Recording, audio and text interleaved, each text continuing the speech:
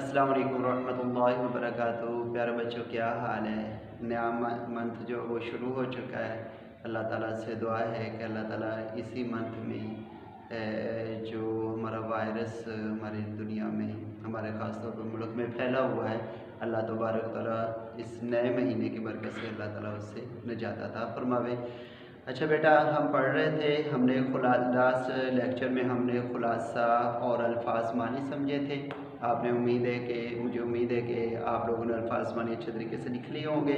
आज हम इसकी रीडिंग करते हैं और इसकी एक्सरसाइज की तरफ आते हैं। तो जी बेटा, आप लोग अपनी किताब खोलें। 9th जमात 9th है, नहम है, उर्दू की किताब है और सफ़ा नंबर मेरे पास 15 है और लेसन हमारा सर सैयद अहमद ख़ान का काहली लेसन है। तो जी बेटा, मैं इसको रीड करता हूँ, आप लोग अपनी बुक खोलें और तवज्जो से देखें उसको। बिस्मिल्लाहिर्रहमानिर्रहीम। काहली ये एक ऐसा लफ्ज़ है जिसके माना समझने में लोग गलती करते हैं।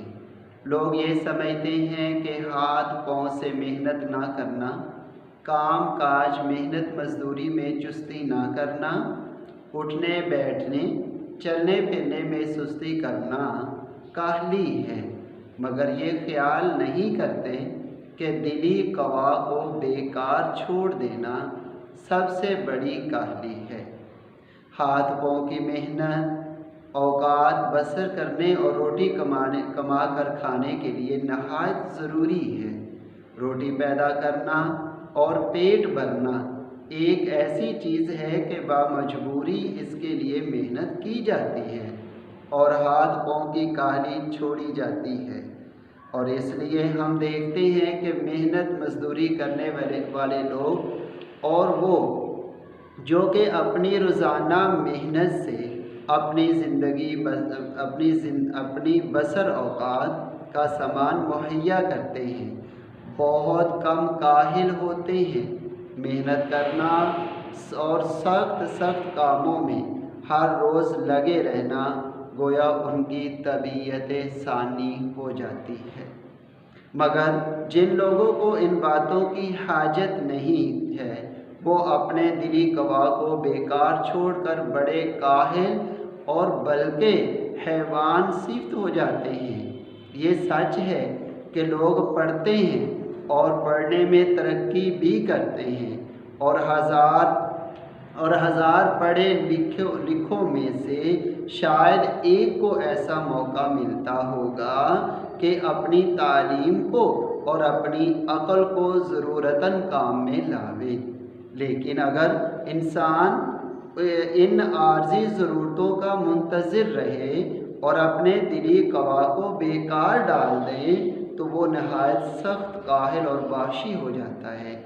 इंसान भी मिसल और हैवानों के एक हैवान है और जबकि इसके दिली कवा की तहरीक सुस्त हो जाती है, यानी दिल से काम लेना सुस्त हो जाता है और काम में नहीं लाई जाती तो वो अपनी हैवानी खसलत में पड़ जाता है और जिस्मानी बातों में मशगूल हो जाता है और इंसानी सिफ्त को खोकर पूरा हैवान बन जाता है।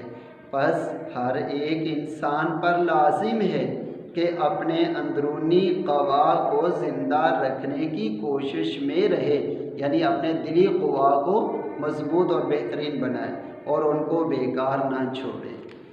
एक ऐसे शख्स की हालत को ख्याल करो जिसकी आमदनी उसके अखराजात को मुनासिब हो और उसके हासिल करने में उसको चंदा मेहनत और मुशक्क़त करनी ना पड़े, जैसे कि हमारे हिंदुस्तानों में मुल्कियों और लाख राजदारों का हाल था और वो अपने दिली कवा को भी बेकार डाल दिए। तो उनका हाल क्या होगा? यही होगा कि उनके आम शौक वहशियाना बातों की तरफ माइल हो जाएंगे।